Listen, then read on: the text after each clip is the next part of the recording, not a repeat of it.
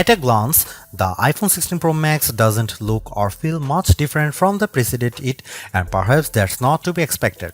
The competitive game of smartphones is now one of inches. The question is, can the small or even invisible changes add up to something big?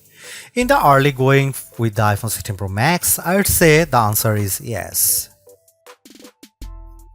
Design-wise, it's a doppelganger for the Apple 15 Pro Max, except it isn't. As soon as I held a sleek titanium black one, I was struck by the screen. It's still Super Retina XDR, but somehow it seems much larger.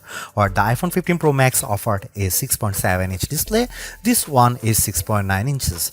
That is Apple's largest iPhone display ever. Thankfully, Apple did not do this by simply making the whole device larger. One way Apple gained so much visible screen real estate was by shrinking the black bezel surrounding it way down. I suspect that someday that bezel will disappear altogether. A bigger screen does make everything seem bigger, brighter and better, but it's not just that. There is one other truly noticeable physical difference between the old and new iPhones. The iPhone 16 Pro Max has the new camera control. This button is bigger deal than I imagined, and I am almost embarrassed to say that I already like it quite a bit. Covered in sapphire, the roughly half-inch long button sits on the phone's left side, a couple of inches down from the power, sleep or Siri button. It's recessed and is both a physical button and haptic one. A hard press gives instant access to the iPhone 16 Pro Max camera. That's nice trick, but of course you could program the action button to do so too.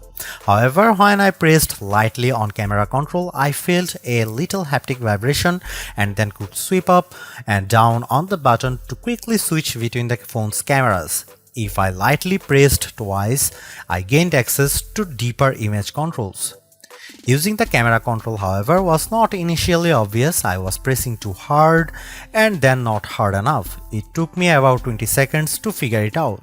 I could use camera control to switch zoom, depth of field and image styles. Oh, and you are not blindly guessing which settings the camera control enables. Every time I used it, a little black cutout appeared on the screen right next to the button to show me every setting and control. Yes, if you hold the phone in landscape mode, it begins to feel like you are using a traditional camera with one caveat.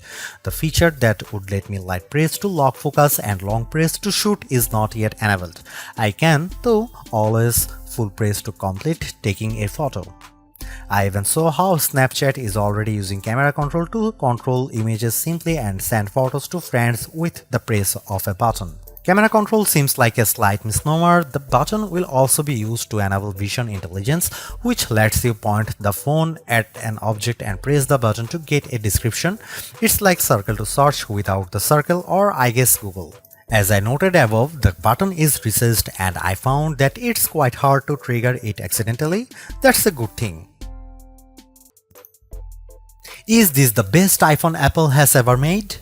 Possibly. It will certainly claim a spot near the top of our best iPhone list and maybe even best smartphones. I will offer my definitive take when I finish my full review. Thanks for watching. See you in the next one.